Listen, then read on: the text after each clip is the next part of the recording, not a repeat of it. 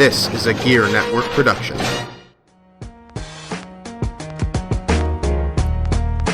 Ladies and gentlemen, it's your boy, Mr. Perez, and you're listening to the Better Live Than Dead podcast, brought to you exclusively on Gear Network. Listen in. Yeah, man.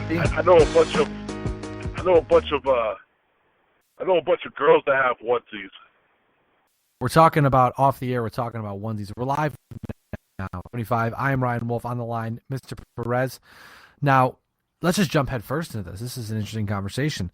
I actually now own a Buffalo Sabres onesie from HockeySocky.com. It's pretty cool. It's pretty cool stuff. I mean, came from Canada. It's very comfortable. It's very comfortable to sleep in. It keeps me very warm, so I sleep very well when I wear it. When I sleep super warm. I was going to say, they look like they're warm. Dude, it is so warm. And the best part, I'm not only super warm, but I'm wearing jeans under it. Jeans and a t-shirt. So I'm already kind of warm, but I just want to take the edge off. So I put this on and I'm just I'm radiating heat inside of my onesie. It's wonderful. All right. So hold on a second. Time out. Ever. So you're wearing jeans and a t-shirt, and over that you have a onesie on. That is correct, sir. Normally, I would mock you for that, but you know what? I'm not going to. I'm just going to laugh internally really hard. Dude, if you were as warm as I was right now, you would not be laughing.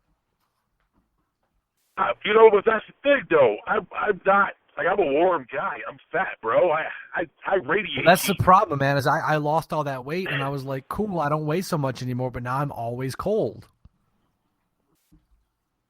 I've got to find a way to stay warm, and this is... My wife is always cold. I should buy her some onesies. Just be very careful when you go look at onesies on Amazon, because there is I've learned in my searching that there is a fine line between a onesie and a furry costume. Yes, that's true. Because I went to go look at onesies one day, and then I came across an outfit that was a giraffe, and I was like, this would be hilarious to buy. And then I started to look at it, and I thought about it, and I was like, this isn't a onesie, this is a furry costume. Yes, that's true. You got to be careful with that. People are going to start thinking you're a furry. I mean, if I showed up at someone's house dressed like a giraffe, they probably would laugh their ass off. I went over to my buddy's house this weekend, and he was actually legit mad at me because I wore a onesie to his house. And I was like, dude, it's snowing sideways outside, and it's really cold, and I'm really warm.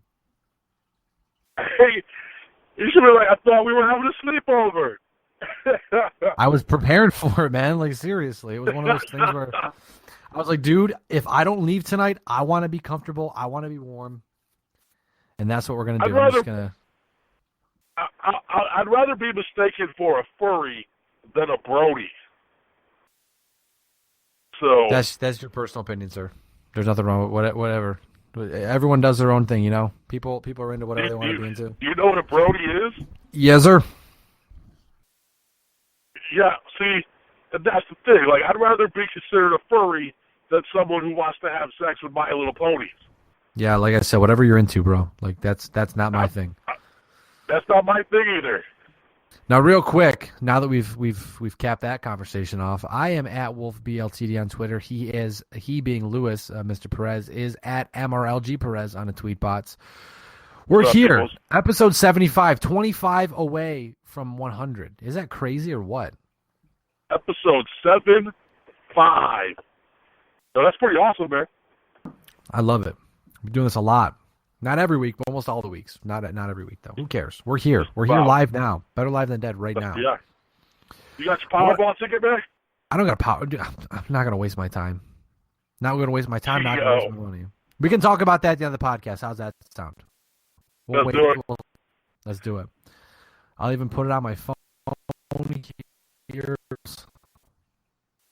Pet calls. That's not what I wanted. Okay, so we're going to talk about college football real quick because I don't really care about college football. But Alabama, death taxes and Alabama winning the national championship. It happened again. Alabama dispatched of Clemson. I think it was 44-40 or 45-40 in the final. For the final, whatever the hell I'm trying to say. Yeah, that's what I thought. Thank you.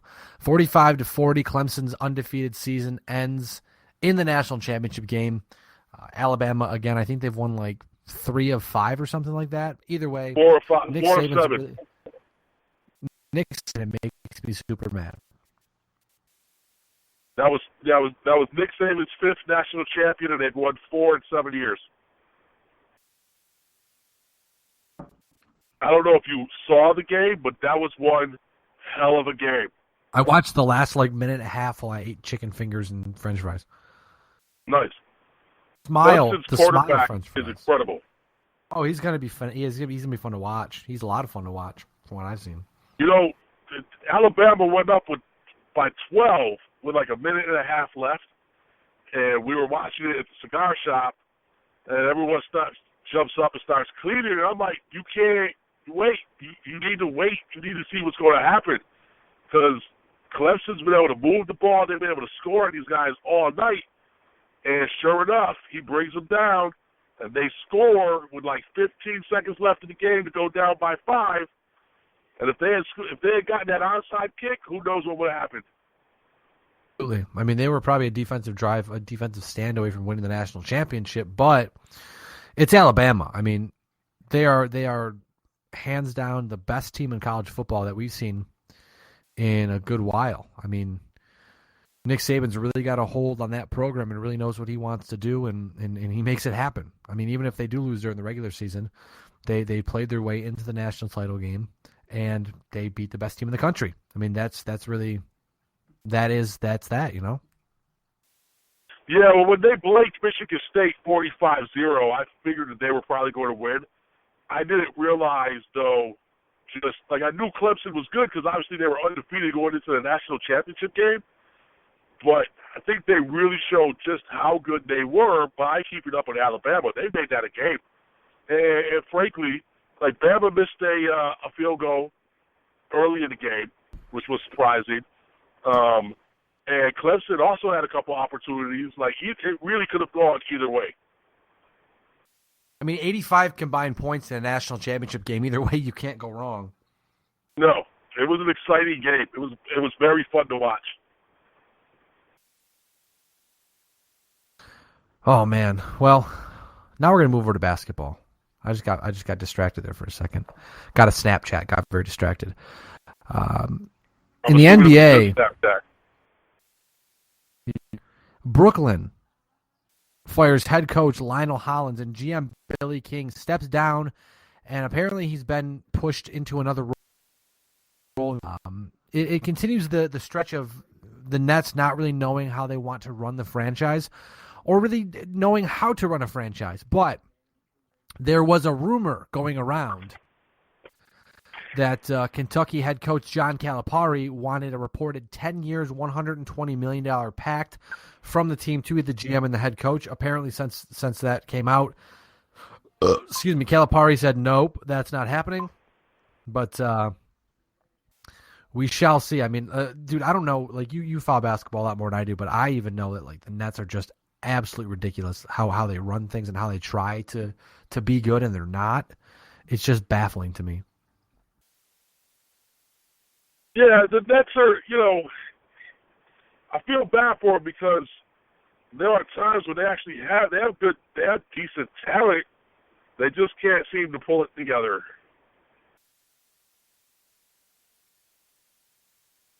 Well, then they just don't really have a clue how to build a franchise. Right.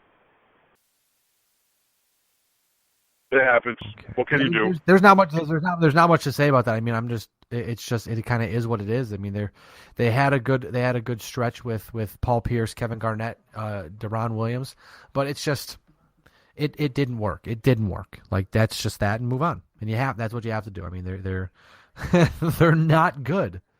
That's the fact. No. Those are the facts, Moving over to the UFC now, Dana White says Holly Holm will fight once before facing Ronda Rousey at UFC 200. She's going to face, we'll talk about that in a second, who she's going to face, but I have to rebut that already because Dana White came out just today on, let's see here, it's the 13th of January, and he said that Ronda Rousey is out indefinitely due to acting interests and acting conflicts. Apparently she's going to sit out the entire summer to go film Roadhouse, which, I mean, you do you, but, I think we've seen the last of Ronda Rousey in the UFC for a long time, if not forever. I don't know, man. I feel like she's going to want to come back at one point. Let her get this movie, filming bug out of her system, and then let her train and dedicate herself, see what happens. I can't see her wanting to go out on a loss like that, where she pretty much got dominated. She was clearly distracted during that fight. So, but hey, at this point, though, Louis, she has nothing to prove. No, she really doesn't. And wow. I've said it before. My friend just sent me a Snapchat of Buffalo. Okay. And it is horrible out there. Three inches of snow per hour. Yeah, that is ridiculous. By the way, wherever you're driving, drive safe. I don't know where you're driving to or from, but drive safe. I will, thank you. Where are you coming from? I was actually at the cigar shop, and I'm actually sitting in a parking lot right now. Oh, okay. I was gonna say, I thought because usually you're driving all over the place. Yeah. Now, I'll be driving in a little bit. I'm sure I'll probably meet my wife for dinner when she gets done running. That's right. My wife is running in this weather. It's dedication right there. Well, she's part now of moving over to. She's part of something called Snow Cheap, which is a series where they run trails in the snow. More power to her, man. Yes. Seriously. No, thank you. Now, I want to move over to UFC card that has been announced. Holly Holm will defend her title against Miesha Tate, which will be a fantastic fight. And then Conor McGregor officially moving up to 155 to face Rafael Dos Anjos for the 155 title. If Conor McGregor wins, which, I mean, why would you expect him not to at this point? If he wins, he will be a two weight class champion. That's absolute insanity. Yeah, it really is. I don't think that's happened. Has that happened before in the UFC? No. I so. can't recall a time it has happened, but it's one of those things where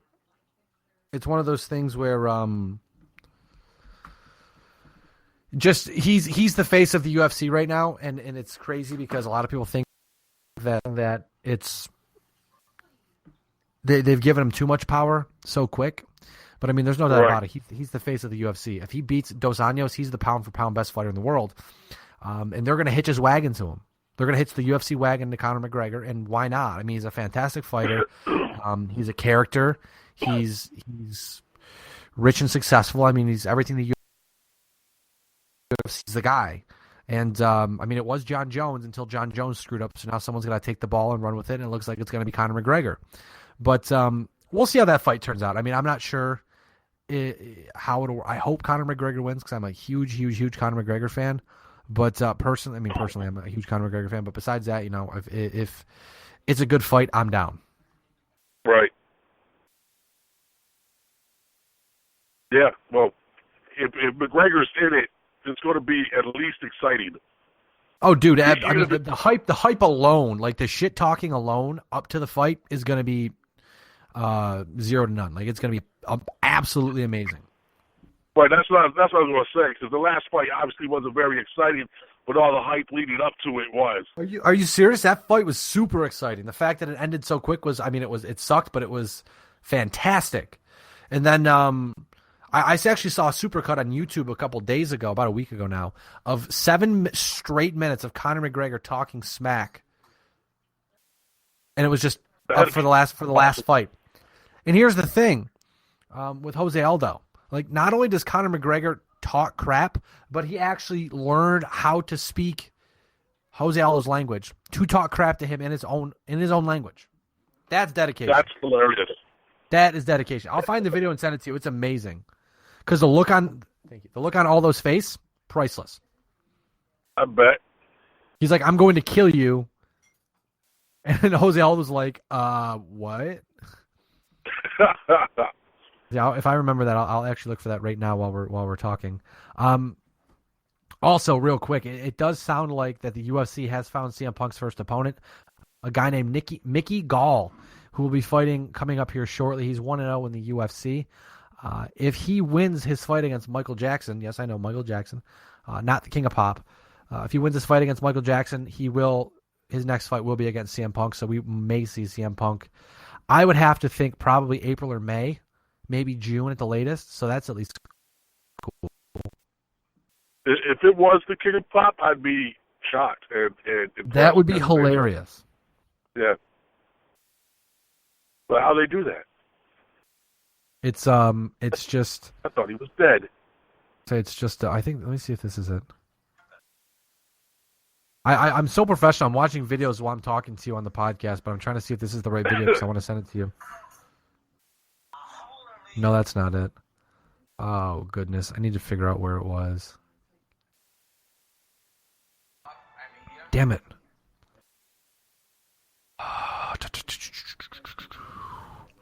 I'm going to find this right now, and I'm sorry people listening to the podcast, but this is my mind lately. I'm super distracted.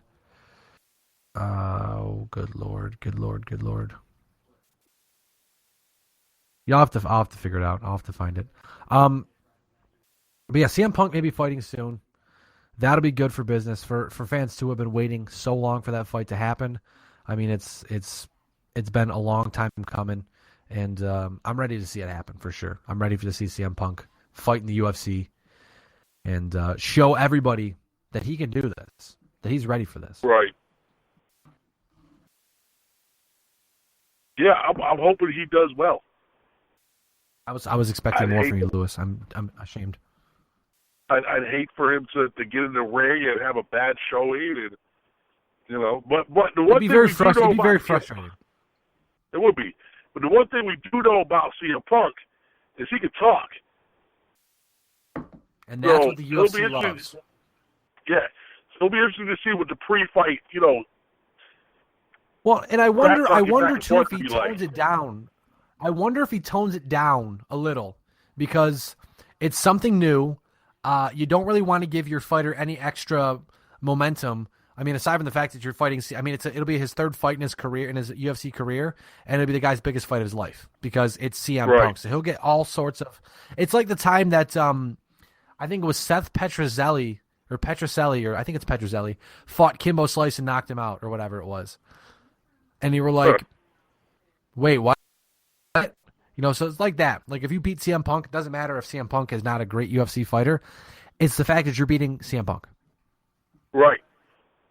And that alone can make a career. So that guy's got nothing in the world to lose and everything to gain. And we'll keep an eye. Like I said, we always keep you guys posted. We do a very good job of that, I think at least. So we'll keep you posted on that. Moving over to the National Hockey League now. Big trades, big signings all last week when we recorded the podcast. There was so much. We recorded last Tuesday and last Wednesday. Everything blew up. Vincent Lecavalier and Luke Shen end up in Los Angeles with the Kings. Lecavalier says he's going to retire after this year. The Flyers retain 50% of Lecavalier's contract. Now, this is interesting because Lecavalier had sat off and not played since like November, I think it was. The Flyers had no use for him, didn't want to play him. His time ended kind of bad in Tampa. He ends up going, like I said, to Philadelphia. Doesn't work out so well for him. Maybe Los Angeles will work out for him. He plays a depth role. He'll be a third or fourth line guy. Good move for him. I mean, absolutely. He's still got some stuff left in the tank. He's a little older, has a lot of miles on his legs, but it may be something where in the playoffs, it may pay off for them. And right. I say that because the next thing I'm about to talk about, the Washington Capitals sign free agent forward Mike Richards, formerly of the Los Angeles Kings. Now that's another thing too, where again, it's a deal that if it works out for both sides, Mike Richards will be a very, very big addition to the Capitals' bottom six. And we've seen so often when the playoffs roll around, yes, it does matter if your superstars are on, but it also matters about your depth. And if your depth is horrible, you're not going to work out. So getting a guy like Mike Richards, putting him in your bottom six, he can play a big role. He's got a lot of leadership, a lot of talent still. May not be the greatest hockey player, but he's got a lot of talent. He's been there a couple times, won 2 Stanley Cups with Los Angeles. Los Angeles did him wrong, but that's because of the gigantic-ass contract he had. But it's good to see him back in the National Hockey League with a talented team like the Capitals, where he has a legitimate shot at the Stanley Cup again. Right. We'll see what happens. Sorry, I would have kept talking, but I had to drink some tea because my voice kind of just gave out on me for a second. It's all good. And the last big transaction of Wednesday. This is why, guys. This is why there were 4 podcasts in one day and 24-hour period at BLTDsports.com, because everything happened in one day. The Columbus Blue Jackets finally find the guy they want. They pull the trigger. They deal Ryan Johansen, young talented forward Ryan Johansen, send him to the Nashville Predators for defenseman Seth Jones. Now, this is a big trade for both sides. Columbus needed the defensive help badly. Their defense has been in shambles for a long time now. Seth Jones should come in. It may take a little time, but he will solidify that defensive that defensive six, and he'll make everybody around him better. As for Nashville, they needed a number 1 center like nothing else. There was the one thing that really separated them from being a serious contender in the West. They go out, get one of the best young talented centers in the league in Ryan Johansen, and they bump Fisher and Ribeiro down a line. So now there's more depth in your lineup, as well as it's good up top, it's good down low. So they are a serious contender in the playoffs. And the best part about trading Seth Jones is it doesn't really hurt their depth defensively because they were so deep defensively already. So it's kind of like, hey, we're dealing from a point of strength for a weakness. And then with Columbus, they dealt from a point of strength to a weakness. So it's one of those old-fashioned hockey trades that really helps both sides. Nothing wrong with that. Not at all, man. Moving over now to the next piece of hockey news. Defenseman Robin Regehr, ex-Buffalo Sabre, ex-Los Angeles King, ex-Los Angeles King, ex-Calgary Flame. He announced his retirement. He retires as a Calgary Flame after 15 long seasons in the National Hockey League. I'm just waiting for the stats to pop up. You figured I'd have this stuff ready before we go, but, I just don't prep that well anymore these days. Robin Regehr ends up... Just been busy. Robin That's Regehr... a long time to be a hockey player. Dude, he started his first season, 99-2000, played 57 games for the Flames. Like I said, 1,089 games, 199 career points, and he's a Stanley Cup champion to boot. Played the last 3 seasons with the Kings. 2 years before that, he played with the Sabres, and then he played with the Flames before that.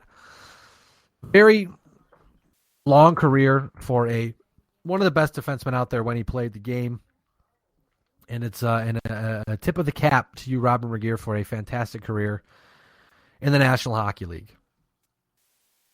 Yes, good job. And the last piece of news before we move on to onto Major League Baseball, the Los Angeles Kings have reportedly signed forward Anze Kopitar to a 10-year, $80 million contract extension, or an 8-year contract extension. Worth $10 million per season, AAV of $10 million. So a lot of money going to Kopitar, but damn it, dude, he deserves it. He's such a good hockey player. That's a couple of dollars. I love it when my friends text me from work. This is just a sidebar real quick. I love it when my friends text me from work asking me work questions when they're there and I'm not. You're sorry, I can't help you. But that tells you how good I am at my job if they'll text me while I'm home asking me questions about work. So that's cool, I guess. No doubt. But moving over to baseball now. We've kind of trucked through this podcast so far. It's good, but we're gonna have a lot to talk about in football, so I'm not worried about it. Plus, we've got some big news coming up here in baseball that we're gonna talk about in just a second. But first off, Kansas City does what Kansas City needs to do. They re-signed outfielder Alex Gordon, a big cog in the machine of the defending World Series champions. He comes back. I'm going to write an article here soon because, Lewis, I don't know if you've noticed, but it's almost halfway through January. And spring training, pitchers and catchers, I think the Red Sox, and I say the Red Sox, obviously I'm a big Sox fan, so I see a lot of the stuff they post. I think they said Red Sox pitchers and catchers report in 36 days. I am super happy about that. But the Royals do what they need to do. They re-sign outfielder Alex Gordon. We'll keep an eye on if they make any other moves, but right now they re-solidified that lineup by keeping him there. And I'm going to write an article soon about baseball, about the pretenders and contenders coming up in and I'm going to do it the way like the off-season World Series champions, and then talk about the team, what are their chances, talk about the team that everyone the team to beat, the team everyone expects to be good, stuff like that. So it's going to be, keep an eye out for that. It'll be fun. San Francisco Giants sign outfielder Denard Span, a very solid move to solidify their outfield depth. Although he'll obviously be the starting outfielder for them. He's a fantastic outfielder when healthy. Toronto makes a big move. Again, it was like that hockey trade we talked about just a few minutes ago, Lewis. A dealing from a point of strength to address a point of weakness. Toronto acquires setup man Drew Storen former closer from the Washington Nationals, Drew Storen, and Washington acquires outfielder Ben Revere. A good trade for both sides. Toronto gets much needed depth in their bullpen. It's unsure if Storen may be the closer. I would think so. I mean, they have a good closer in Toronto right now, but Drew Storen is proven and he can do the job. So I mean, I wouldn't be surprised if Storen is the closer in April when the season starts for the Blue Jays. And then Washington gets Ben Revere, like I said, a very good defensive outfielder who can hit for average, and he'll be just a fantastic guy to have in that outfield with Bryce Harper and Jason Worth. I don't know who this deal helps more, but I'm safe. I'm happy enough to say it right now, just on guidance. But I mean, Washington needs the help, and Toronto needs the help as well, for sure. Yeah, that's a good deal all the way around, and hopefully the new manager can keep Washington on track and they can actually be as good as we've all thought they were going to be. Dusty Baker's the man, and I'm sure he'll make that team do some things they've never done before. Right. Now, moving over to the last signing we have, the Miami Marlins, out of left field kind of, signed Wei Yen Chen from the Baltimore Orioles, a move that is expected to solidify the rotation. What I would have to think that he's going to be the number two guy behind Jose Fernandez, but we will see. But I mean, right now with the amount of money they're going to pay him, I think it's like $5 and $80. I'm sure he'll be the number 5 years, $80 million. Yeah, I think for sure he'll be the number 2 down there in Florida. Now, the big news of the week, Lewis. Although the deal could be worth up to $96 million if the 6-year option vests. Hey, good timing. We've got some breaking football news, but guess what? Lewis? What? We're going to wait on the breaking news. Finishing up baseball first off. Big news of the week. 2016 Baseball Hall of Fame voting has been announced. We have our Hall of Famers. First off, Mike Piazza in his 4th year on the ballot. 83% of the votes. Mike Piazza, a Baseball Hall of Famer. And the most unsurprising thing ever, Ken Griffey Jr., the kid.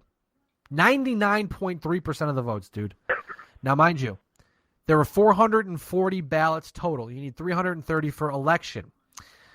Griffey missed unanimous selection by 3 votes.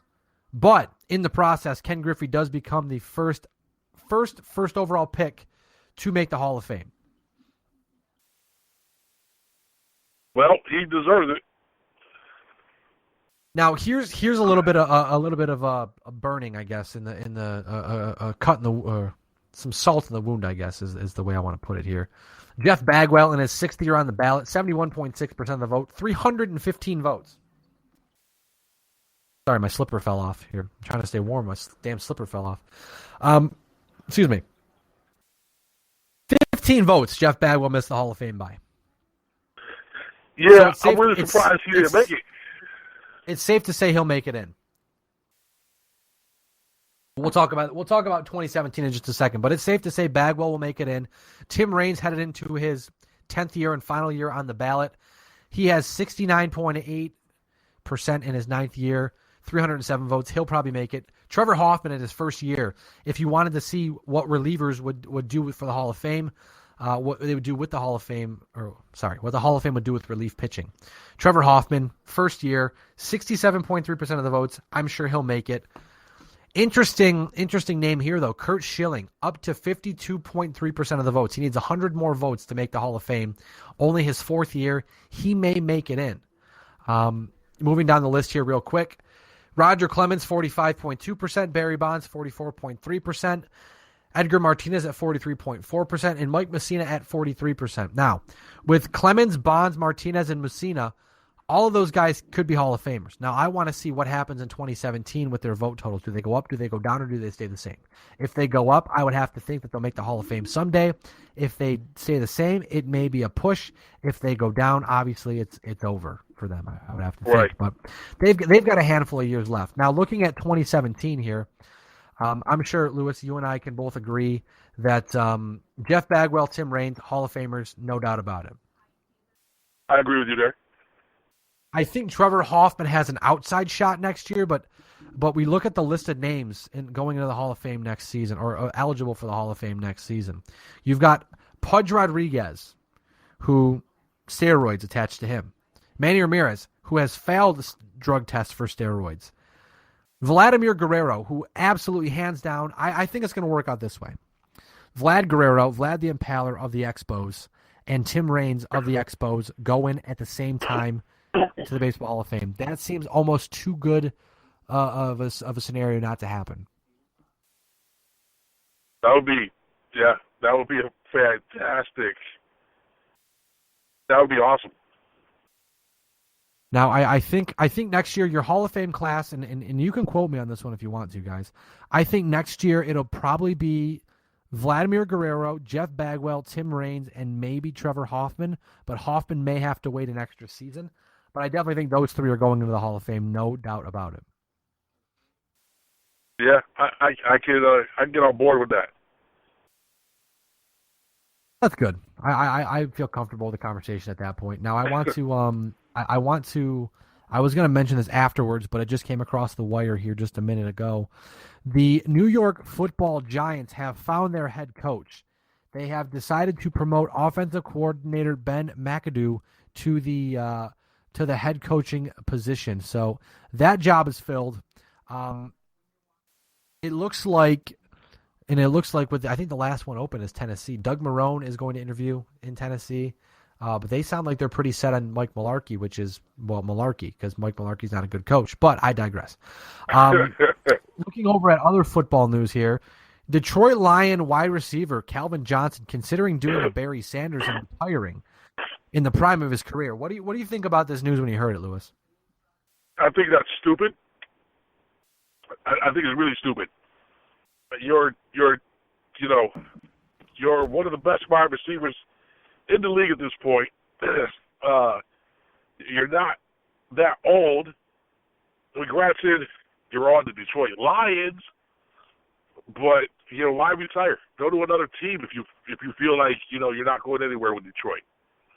Well, he's still under contract, so that would be very difficult for him to do. I guess the only way his way out would be to retire. And if he's not, like he said, he doesn't know if his heart is in the game anymore. And I mean, if he thinks that and he can come to terms with that, I respect that. I have no problem with that. Yeah, I don't know. I think he should continue playing. I'm moving on to the next piece of news we have here. The New Orleans Saints look like they will retain head coach Sean Payton. They did come out with news saying that they will, so they don't even excuse me. It doesn't look like it. It is happening. Sean Payton, 87-57 in 9 years with the Saints. Arguably one of their best coaches they've ever had. They've gone 7-9 in the past 2 years, both in 14 and 15, but they've been marred by injuries and underperforming players. So now Sean Payton gets another shot at turning that thing around, turning that ship around. One coach who will not get that shot, Tampa Bay Buccaneer head coach Lovie Smith, is on the outs. He got fired last week as well. That's the other team I forgot. So I think Tennessee and Tampa Bay are the only teams that have job openings right now. It's interesting to see why Tampa Bay did that. I mean, they've struggled the past couple of years, but they've been kind of rebuilding and getting better. especially with Jameis Winston at quarterback. So it'll be interesting to see who they bring in. A lot of rumors that they're going to bring in head coach Jimbo Fisher from Florida State. That's a possibility. I haven't heard anything about Chip Kelly, but that could also be a possibility as well. I do think Chip Kelly may end up in San Francisco. I forgot. There's the other one. I'm talking my way through this, Lewis. I'm talking my way through. San Francisco, Tampa, and Tennessee have job openings still. It's amazing how teams get job openings as I continue to talk in the podcast. But it's interesting to see what direction Tampa Bay goes, because they can either make the turn and be a playoff contender next season, or turn backwards and be horrible again. It's all up to what they decide to do. Right. I agree with you. Now, Denver plays this week. They play against, let me see here. I don't even really care, honestly. I forgot. They host the Pittsburgh Steelers. Now, Peyton Manning will be starting at quarterback for the Denver Broncos over Brock Osweiler. Do you have an issue with this? It's tough because he is obviously your starter. But at the same token, you haven't played out the season, and Osweiler's been doing, a decent enough job to get you to make sure you stay in the playoffs. So I almost feel like they should just stay with him. But I understand why they're starting Peyton. It'll be interesting to see, though, if he has a bad first half or first quarter, if they end up pulling him. I think I really think that they should have stuck with Brock Osweiler. I understand that what's his face? That Peyton Manning is one of the greatest to ever play the game. But I don't know, dude. You can't go against the hot hand just because it's going to blow up in their face. I mean, not this week, because I'm just going to drop the nugget now. Ben Roethlisberger reportedly has a separated shoulder, and he's going to try to play through it. That's not gonna end up well for Peyton Manning or for Ben Roethlisberger. I apologize, but they may be without Antonio Brown. No idea if D'Angelo Williams is going to be 100%. Ben Roethlisberger's not at 100%. You're playing against a really good Denver Bronco defense. It may not hurt them this week, but say Denver has to go to New England and Peyton throws 3 picks and 150 yards and 3 picks and they lose. You have to wonder what could have been, because I'll tell you what, if you get mediocre effort from Brock Osweiler, you can probably win a Super Bowl with that defense. Yeah, with that defense, absolutely. But Gary Kubiak made his bed, and now he's got to lay in it, whatever happens. I mean, if Peyton wins the Super Bowl, he looks like a genius. If it blows up in his face, he's the stupidest guy ever. There's no middle ground here. Yeah. I mean, even if he stuck with Brock Osweiler, it would be the same. It would be the same thing if he stuck with Brock Osweiler. So I guess the lesser of two evils here. But still, I would probably stick with Brock Osweiler. Then again, I'm just a stupid blogger and podcaster. I'm not a head coach of a National Football League team. I understand. Me too. Now we have got the semifinalists of the 2016 class team for the Hall of Fame. Let me get the list here. A lot of big names. And I don't know why I said a lot of so many times, but there's all 15 names are huge names. I mean, that's the point of the Hall of Fame. But for sure, Brett Favre is going to be a Hall of Famer this year. I put money on that one. Absolutely. There's Brett Favre, Tony Dungy. My computer froze.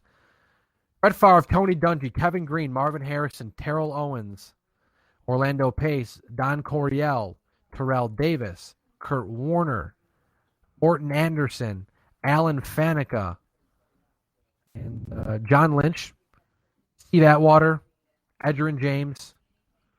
My computer keeps loading, and I think Joe Jacoby was another one. Who was the other name on there? Yes, that's correct. Yeah, all those names, all those people are eligible for the Hall of Fame. Also, there's a possibility that Ken Stabler is put in the Hall of Fame finally, as a part of the senior, as being chosen by the senior committee.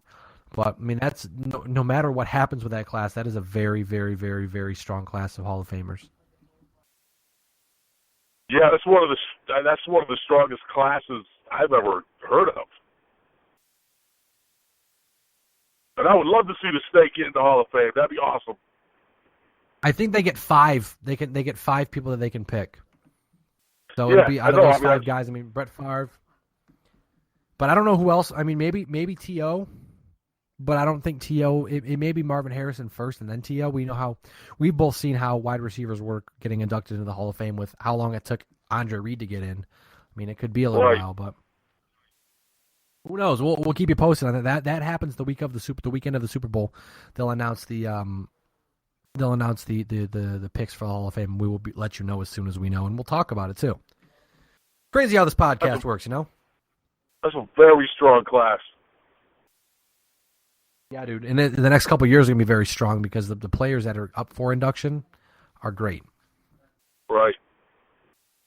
Now, I want to move on to Miami. They hire offensive coordinator from the Bears. They hire Adam Gase as their new head coach. Looks like they're going to stick with Ryan Tannehill at quarterback. Do you think Adam Gase is the guy for the job in Miami? Hey, I don't know. I have nothing for you there, bro. I think Miami is one of those teams that are a conundrum.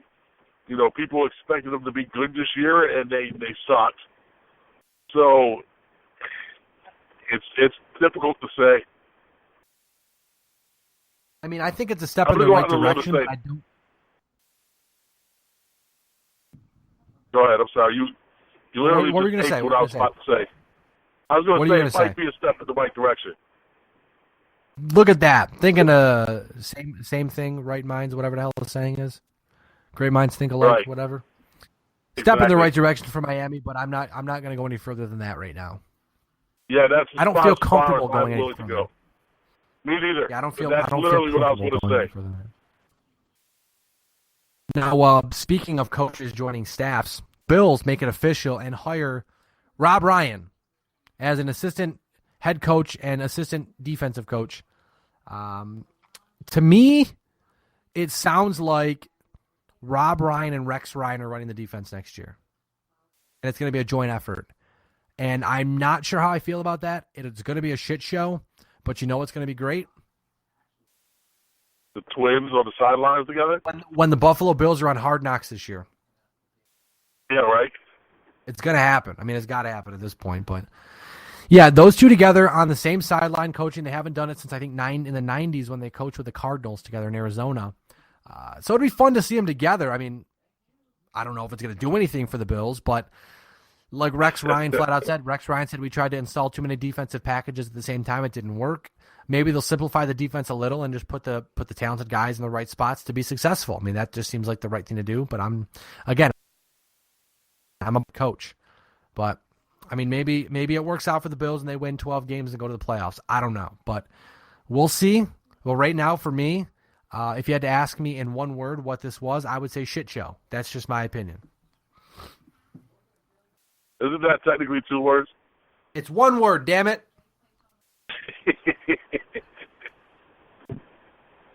Okay.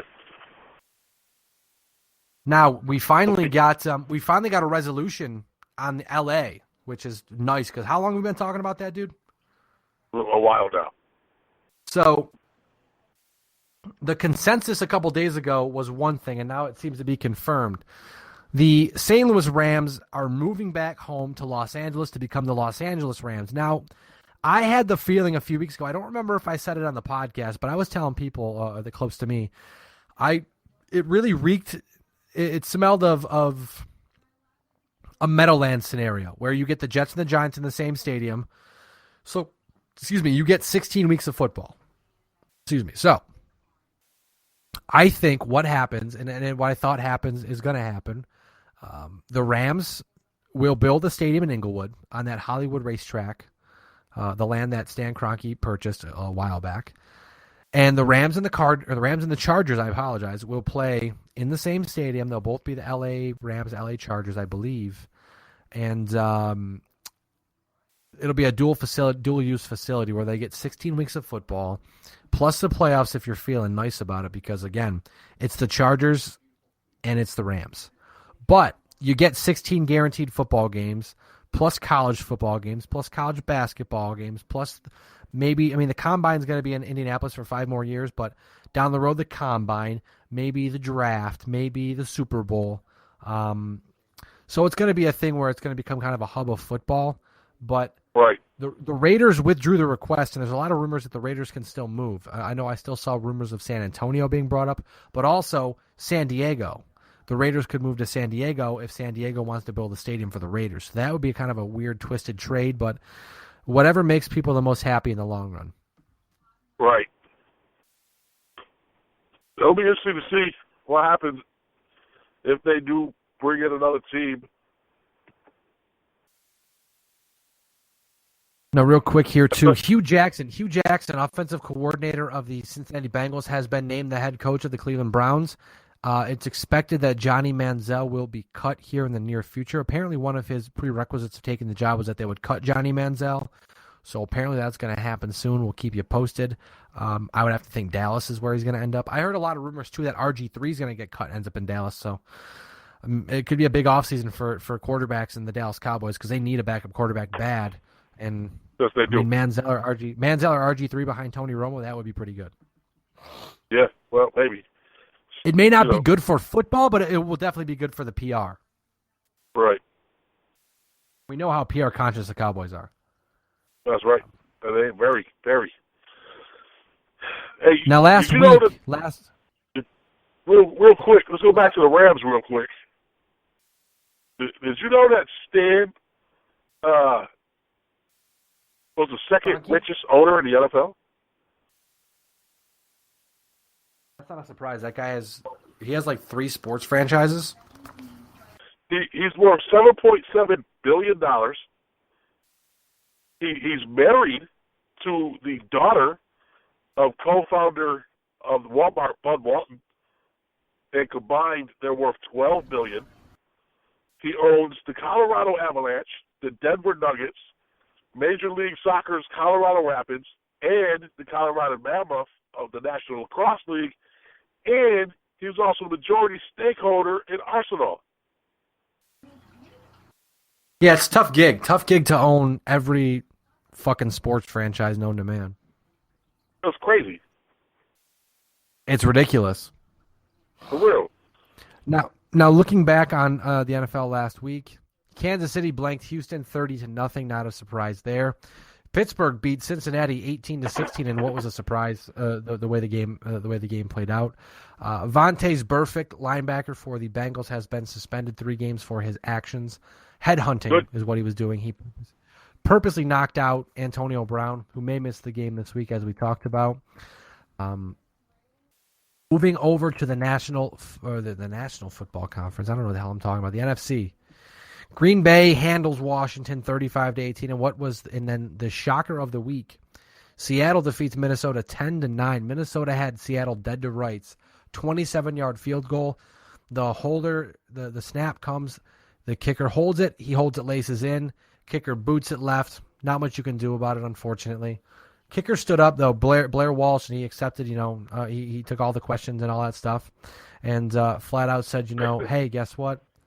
I scored all the rest of the points in the game, so, I did as much as I possibly could. I don't know what you guys, what much more you want from me at this point, but, he did a fantastic job standing up after the game and owning up to it, but, it sucks to see the Vikings go down like that, but I expected Seattle to win bigger, but I'll take it. Yeah, but when you're playing in that type of temperature, at game time it was -6 and it got up to 0 by the end of the game. That's wow. cold. It's tough. Yeah, it's tough to move the ball. That football, when you catch it, it feels like a freaking rock. So that game kind of played out the way I thought it was going to be, a low-scoring game. You're a mind reader, sir. Now I want to move over to the divisional matchups this week. In the NFC, we have Seattle. Keep at talking Carolina. for a second. Hold on. Keep You're talking. fine. I'll be right in. No, got Seattle. We've got Seattle at Carolina, Green Bay at Arizona, Denver hosts Pittsburgh, New England hosts Kansas City. Interesting thing to point out about New England this week is that defensive end. I think he's a D end. Chandler Jones was he did. rushed to the hospital during this week. Apparently, he overdosed on synthetic marijuana. So that's a bad look. We'll get more details on that, and as we do, we'll discuss it as they come available. He actually walked himself to the police station. Yeah, he must have been on some shit, dude. Like, seriously. I want to get your quick what's the word? Predictions. Kansas City, New England.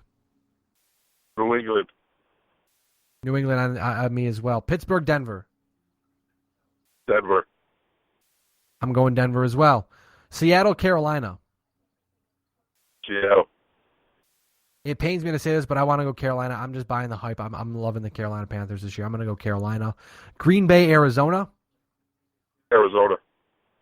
And I'm going Arizona as well. So if that's the case, we'll have some damn good football no matter what. But I know it sounds like I know you mentioned, I heard you say something about getting a seat in a building. So I'm assuming you have to go soon.